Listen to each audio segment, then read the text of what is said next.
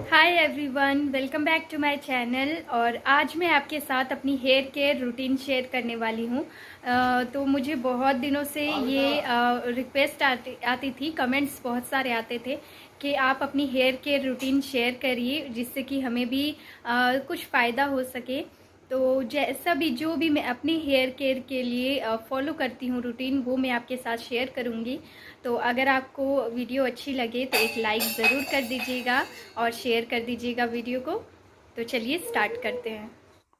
तो सबसे पहली टिप ये है कि जब आप अपनी हेयर वॉश करने जाएं उससे आधे घंटे या 1 घंटे पहले आप अपने हेयर्स में अच्छे से ऑयलिंग कर लें। मेरे हेयर्स में पहले से भी ऑयल लगा हुआ है, तो मैं अभी आप लोगों को दिखाने के लिए फिर से ऑयल लगा ले रही हूँ। तो अच्छे से हेयर्स को 2 पार्ट में कर लें, चाहे आपके हेयर्स की कितनी भी लेंथ हो, कम हो या ज़्यादा, 2 पार्ट में कर लेने से क्या होता है कि अच्छे से पूरे हेयर्स में आप अच्छे से तेल लगा सकते हो। तो यहाँ पे अभी मैं कंघी कर ले रही हूँ। सबसे पहले बहुत अच्छे से कॉम्बिंग कर लीजिए ताकि कोई भी जो हेयर्स हैं आपस में चिपके ना रहें और सभी हेयर्स में अच्छे से ऑयल लग सके। तो यहाँ पे मैं ऑयलिंग कर रही हूँ।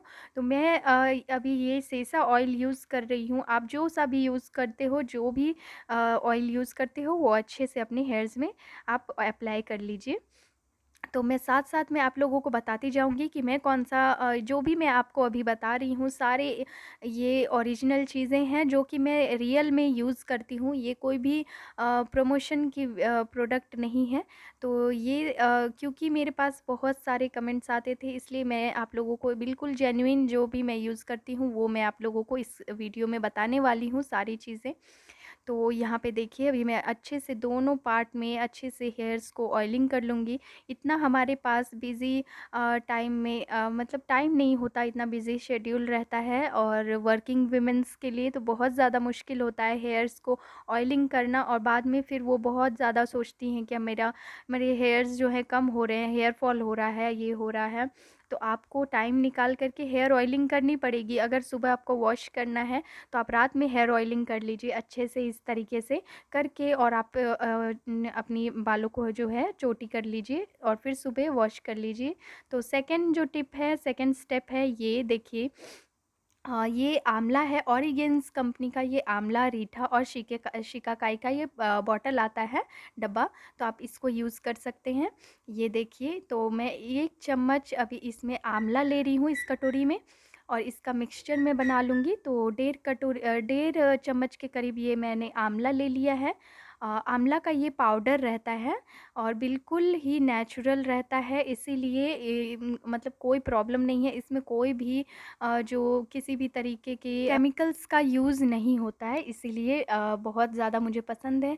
यहाँ पे देखिए ये रीठा 1 चम्मच मैंने ले लिया है, रीठा पाउडर, और शिकाकाई पाउडर भी मैं 1 चम्मच से थोड़ा-सा कम ले लूँगी।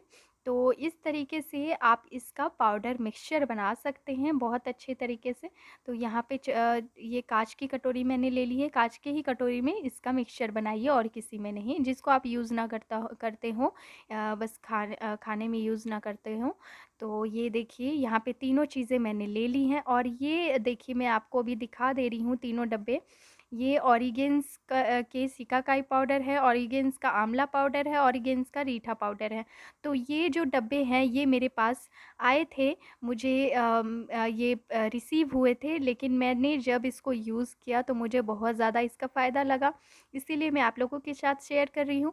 और अगर आप इस कंपनी का नहीं आप लेना चाहते हैं तो कोई भी मार्केट में आपको, जैसे पूजा की दुकान होती है वहाँ पे मिल जाएंगी। आप बोलोगे सूखा आंवला, रीठा और शिकाकाई हमें दे दीजिए, तो उसको आप पीस करके उसको लगाइए।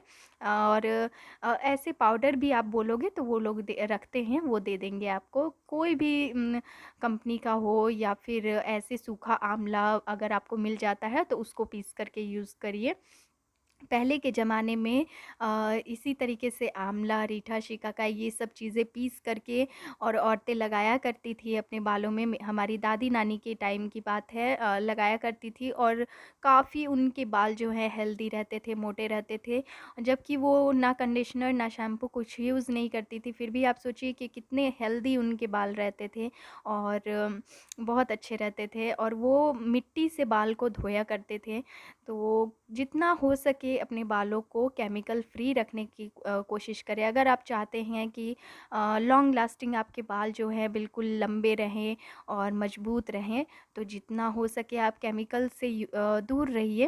और मुझे मेरे अगर मैं सच्चाई आपको बताऊं तो मेरे जो हेयर्स हैं ना बहुत रफ़ हैं। आप लोगों ने देखा भी होगा, मैं जब भी कंघी वगैरह करती हूँ तो आपने ध्यान दिया होगा कि मेरे हेयर्स जो हैं रफ़ हैं। लेकिन फिर भी मैं बहुत कम कंडीशनर का यूज़ करती हूँ, बहुत कम, क्योंकि कंडीशनर में बहुत ज़्यादा जो है केमिकल होती है। और जो भी मैं आपको यहाँ बातें बता रही हूँ वो मैं खुद अपने एक्सपीरियंस से बता रही हूँ आपको। तो ये देखिए, इसका मिक्सचर तीनों का मैंने तैयार कर लिया है और अब मैं पूरे हेयर्स में अच्छे से लगा लूँगी। और सभी लोगों को पता है कि आंवला, रीठा, शिकाकाई कितनी फ़ायदे होती हैं इसके हमारे बालों के लिए। और अगर आप ऐसे, अगर आपके पास नहीं है तो आंवला को आप सुखा करके और उसको पीस के उसका पाउडर बना के भी यूज़ कर सकते हैं। और बिल्कुल नेचुरल तरीके की ये इतना इफ़ेक्टिव हैं आपके बालों को स्मूथ करने में। और मेरे हेयर्स ना अगर ऐसे ही सिर्फ मैं शैम्पू करूँ तो बहुत मुझे रफ़ लगते हैं, लेकिन मैं ये कुछ थोड़ा सा आप यूज़ कर सकते हैं जैसे नेचुरल चीज़ें, तो आपको बहुत फ़ायदा इसका लगेगा। और इसके अलावा तीसरी टिप मैं आपको यहाँ ये बताना चाहूँगी कि अगर आप ये यूज़ नहीं करना चाहते हैं अपने बालों में, तो आप इसके जगह पे दही यूज़ करिए, कर्ड, जो कि बहुत ज़्यादा फ़ायदा होता है बालों में। मैंने बहुत बार यूज़ किया हुआ है और मुझे ऐसा लगता है कि वो नेचुरल कंडीशनर है। मतलब जब भी आप कर्ड यूज़ करोगे ना दही अपने बालों में, तो आपको पता लगेगा कि कितनी ज़्यादा, मतलब वो बालों को स्मूथ करता है और बहुत ज़्यादा फ़ायदा करता है। आप दही में चाहें तो शहद मिला सकते हैं, शहद और दही मिला करके आप अपने हेयर्स में लगाइए। सप्ताह में 1 बार ऐसा कर सकते हैं आप, 1 बार 2 बार करके, और उसके बाद 1 घंटे छोड़ दीजिए और वॉश करिए अपने हेयर्स को। आपको ज़रूर ही फ़र्क लगेगा। और उसके बाद आप मुझे ज़रूर बताइएगा कि आपको फ़ायदा हुआ या ना नहीं हुआ। तो यहाँ भी इस मिक्सचर को पूरे हेयर्स में आप अपने लेंथ के हिसाब से जितना आपको लगता हो उतना मिक्सचर तैयार कर सकते हैं। इसको अच्छे से पूरे हेयर्स में लगा लीजिए और उसके बाद इसको 1 घंटे के लिए मैं इधर-उधर कुछ भी काम करूँगी, तब तक ये पूरा सूख जाएगा, मेरे हेयर्स जो हैं पूरे सूख जाएँगे।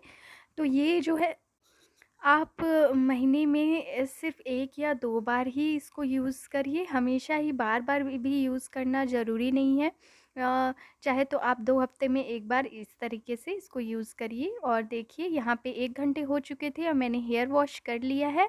तो हेयर वॉश करने के बाद अभी मैं आपको बिल्कुल डायरेक्टली दिखा रही हूँ। अभी मैंने अपने हेयर्स के साथ कुछ भी छेड़छाड़ नहीं किया है, कुछ भी नहीं किया है अभी मैंने अपने हेयर्स को। बस मैं यहाँ पे अभी टॉवल से थोड़ा-सा इसको सुखा ले रही हूँ बालों को, और ज़्यादा भी नहीं सुखाना है आपको।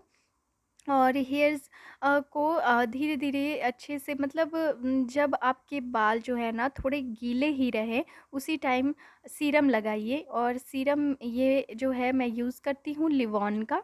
और ये सीरम भी मैं बहुत कम दिनों से यूज़ करना स्टार्ट की हूँ, 1 महीने से मैंने स्टार्ट किया है। और मैं पहले सिर्फ़ कंडीशनर ही यूज़ करती थी, पर मुझे कंडीशनर से ज़्यादा सीरम का फ़ायदा लगता है। मुझे सीरम बहुत पसंद आया और लिवॉन का ये सीरम बहुत अच्छा मुझे लगा। मैं पूरे अपने लेंथ पे देखिए अच्छे से हेयर्स के लेंथ पे और नीचे ख़ास करके रूट्स पे और नीचे टिप्स पे अच्छे से अप्लाई करिए। और सॉरी, रूट्स पे नहीं, सिर्फ़ टिप्स पे अच्छे से अप्लाई करिए सारे बालों में नीचे की तरफ, रूट्स पे आपको नहीं लगाना है सीरम को। और पूरा नीचे की तरफ अच्छे से और टिप्स में अच्छे से लगाइए, तो क्योंकि नीचे का जो पार्ट होता है ना वहीं से बाल झड़ते हैं और वहीं पे ज़्यादा रफ़ होते हैं बाल हमारे। तो सीरम इसीलिए लगाने का फ़ायदा है कि जब हम अपने हेयर को वॉश करते हैं उसके बाद जब कंघी करते हैं तो बहुत सारी लेडीज़ की शिकायत होती है कि बहुत सारे बाल हमारे झड़ते हैं और मेरे भी बहुत ज़्यादा झड़ते हैं। तो आप सीरम जब लगा कर के और थोड़ी देर बाद हेयर को मतलब कॉम्ब करोगे ना, तो हो सकता है कि बाल झड़ेंगे लेकिन कम बाल झड़ते हैं। इससे ये फ़ायदा होता है और सीरम ज़रूर यूज़ करिए। तो ये देखिए, और कई लोगों के हेयर्स बहुत सिल्की होते हैं और रफ़ नहीं होते बिल्कुल।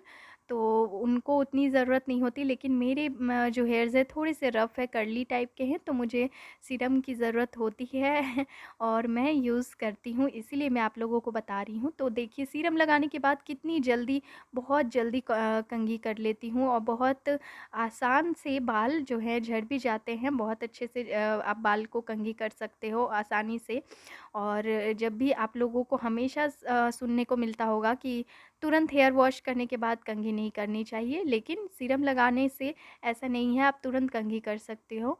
और ये अभी आप देखिएगा सीरम लगाने से कितनी जल्दी और बिल्कुल उलझन नहीं हुई मेरे बालों में। तो ये कुछ एक टिप्स जो मैं फ़ॉलो करती हूँ, 2-3 टिप्स जो कि आप भी फ़ॉलो कर सकते हैं और ये मतलब ज़रूर ही फ़ायदा होगा आपको, इससे नुकसान नहीं होगा।